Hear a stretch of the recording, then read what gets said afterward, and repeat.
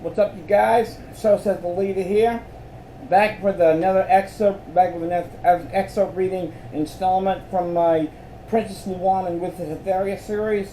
This comes from my Fellowship of Light Dragon Warriors series. It's called The Black Box. I worked hard to write and publish this, and I hope you enjoy the excerpt readings from this book. Let's begin.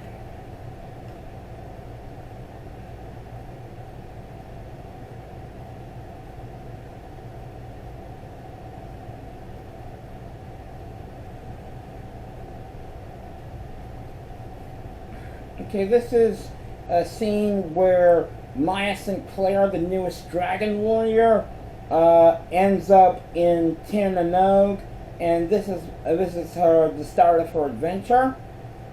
I hope you enjoy it. Let's begin. Falling through a tube of limbo space, Maya felt her heart pounding with excitement before she landed on hard ground.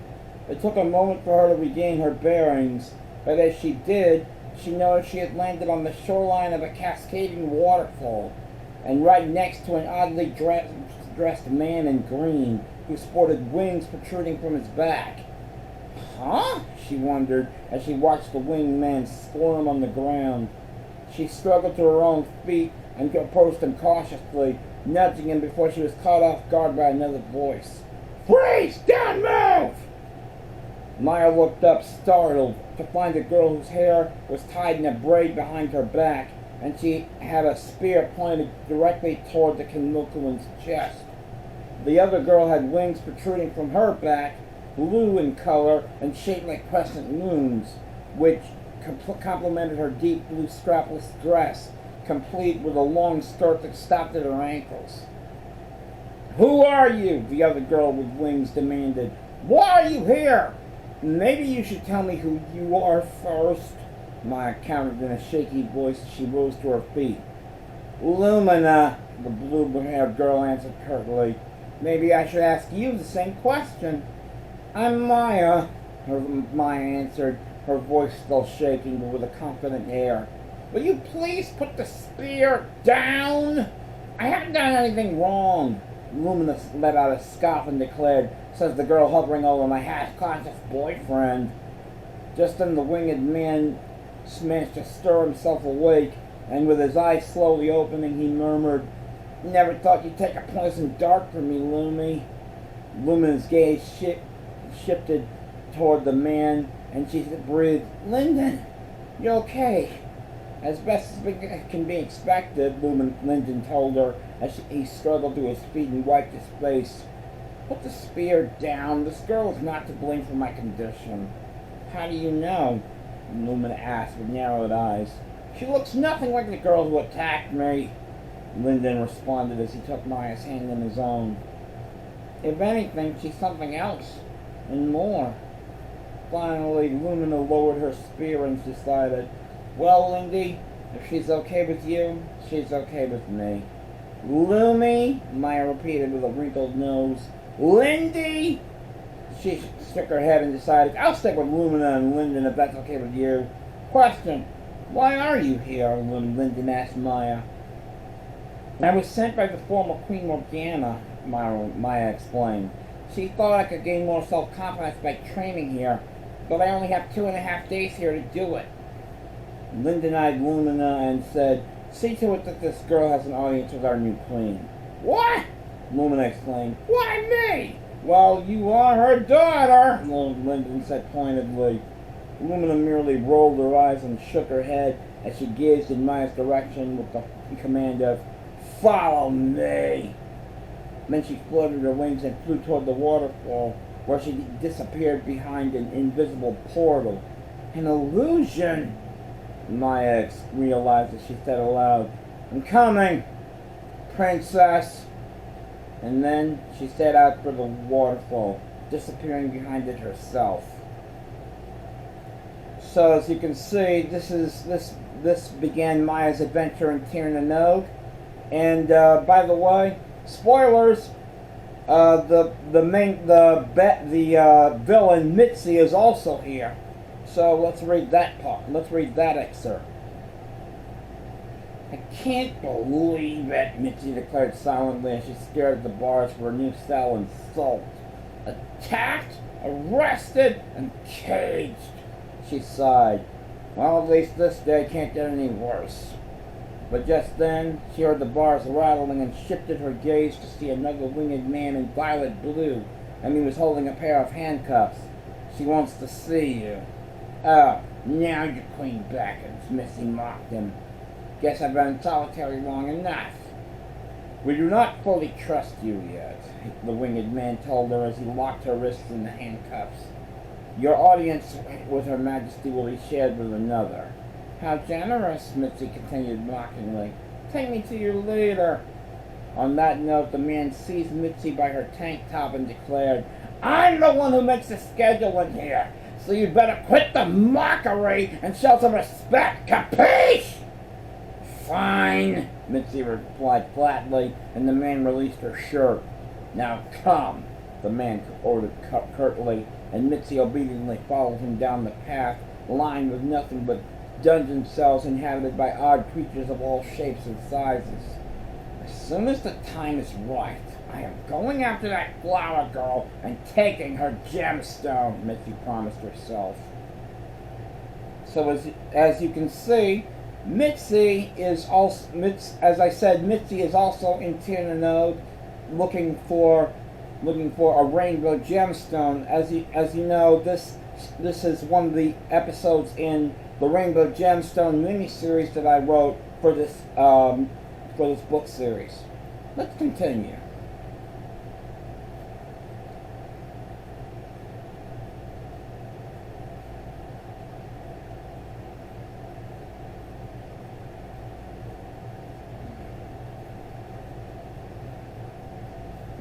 Okay, this is the scene in the throne room with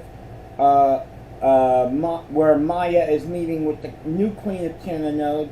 Her name is Luna, and she is Lumina's mother. So let's read.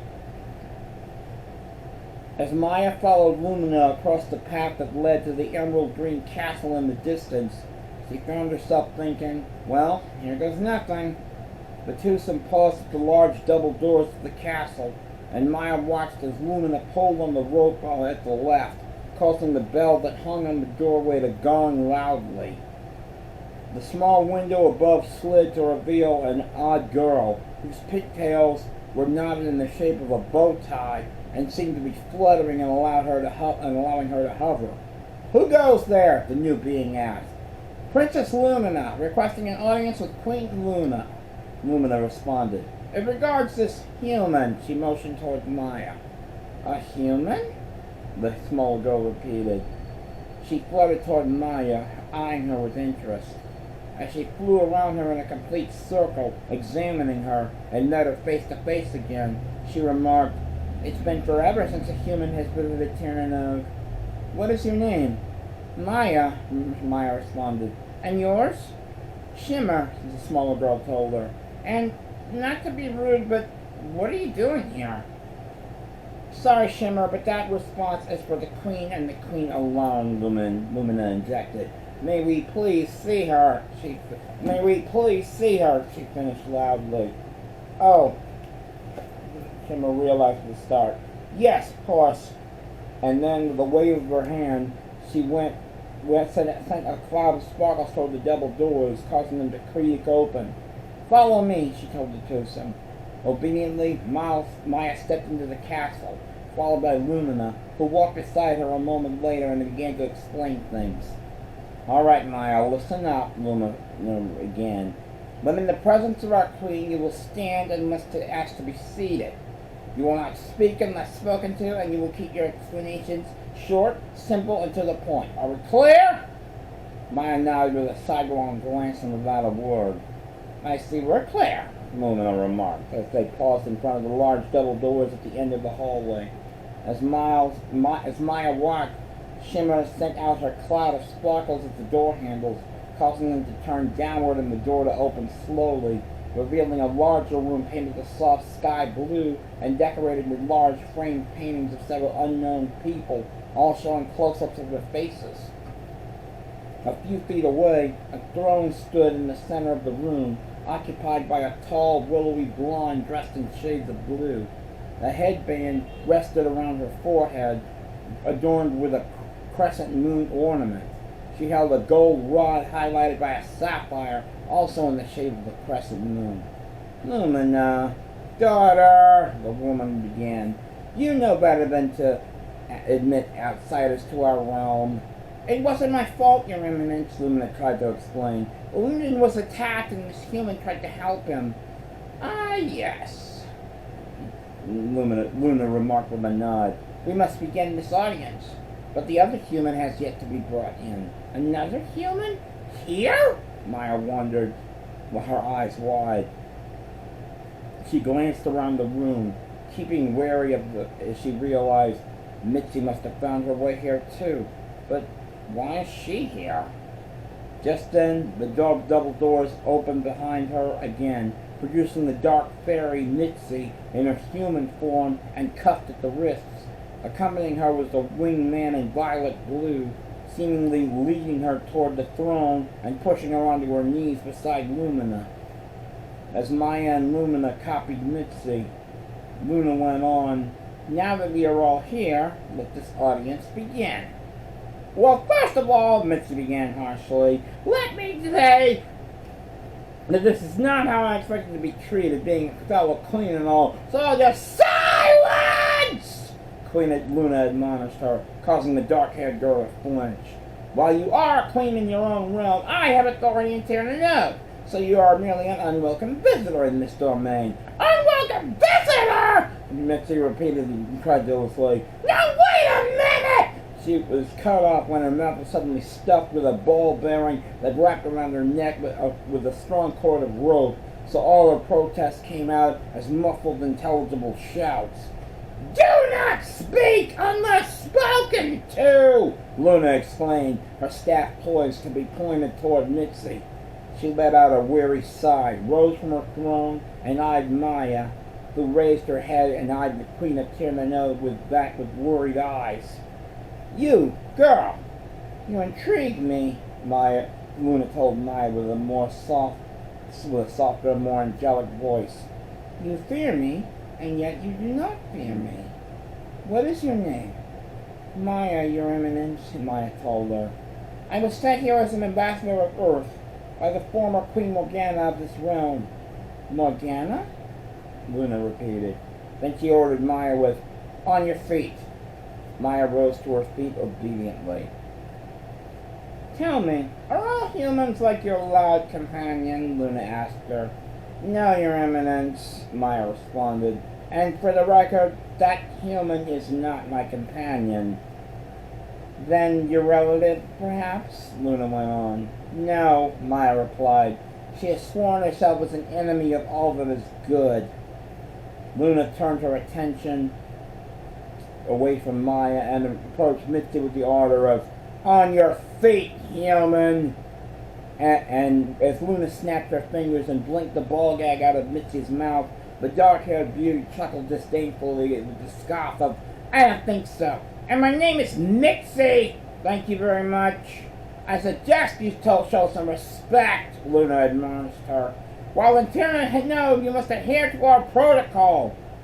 Then she repeated with a raised voice, "On your feet, human!" With a reluctant air about her, Mitzi rose to her feet, and Luna rested a hand on her forehead, causing the dark-haired girl to protest, "Hey, what are you doing? Get out of there!"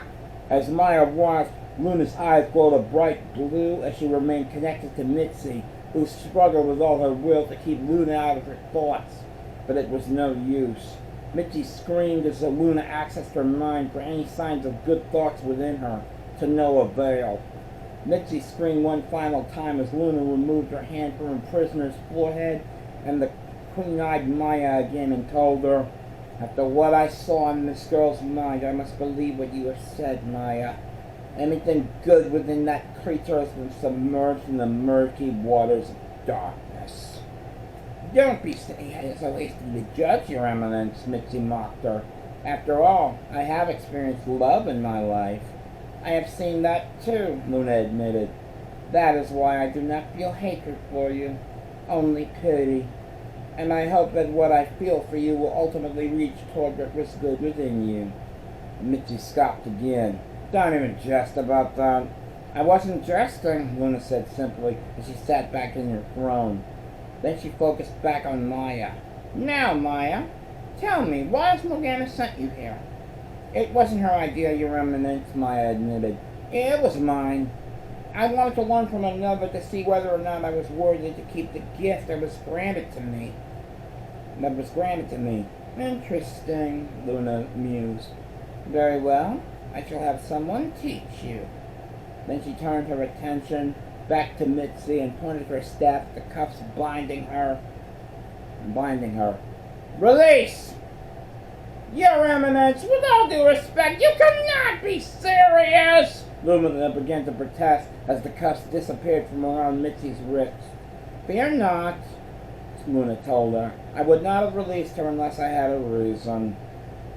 You made a dangerous choice, Your Eminence, Mitzi concluded, and leaped a few feet back to make room for her attack. But when she raised her hand to attack, nothing happened. What? She exclaimed, and tried again. Still nothing. Magic! Mitzi breathed. It's gone! In Tirnanog, we only use magic to help others, not to harm them, Lumina remarked. Our true strength lies within our inner spirit. You're saying in Tirnanog everyone is a virtual assistant when it comes to magic, Mitzi realized. If you wish to think that way, Luna replied, you will learn how to rely on yourself soon, because it will be you who will help Maya complete her quest. What? Mitzi and Maya exclaimed, equally incredulously. You want me to babysit this one fairy wrecking crew? Maya realized, with eyes wide with shock. See, as you put it that way? Yes, Luna said simply. I feel that you will be able to learn more from an enemy rather than any of my sensei. Your Eminence, with all due respect, even with her magic suppressed, this woman poses a danger to you and everyone here, Maya protested. That is exactly why the two of you will be charged with keeping Mitzi under control, Luna declared, firmly but gently. The two of us, Lumina repeated, and as her gaze shifted toward Mitzi, she realized the gravity of her situation. Oh no, Your Eminence, you cannot be serious! I have never been more serious, Luna told her.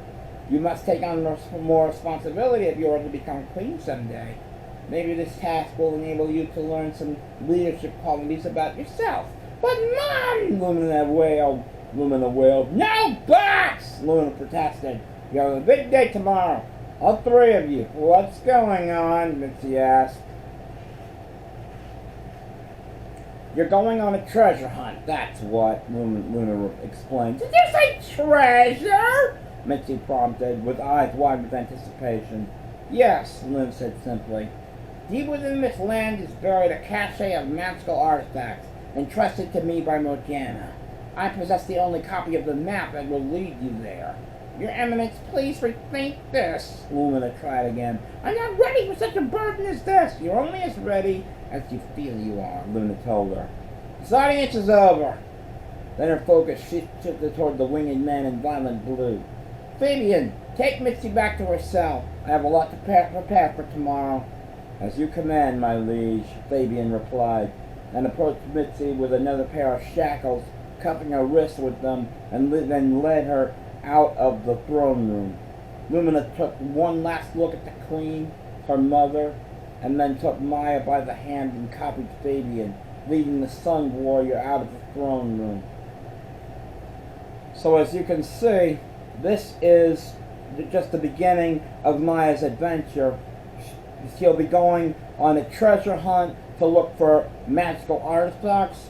You'll have to read further in order to find out what these artifacts are and what they do, and if they're going to help either good or evil. Well, I hope you enjoyed this excerpt reading. If you like my content, be sure to like this video, comment, share, and if you haven't already, please subscribe. Also, don't forget, purchase my books. They're all available on Amazon, and I hope that you enjoy what you see. This is Soseztheleadr signing off. Peace out.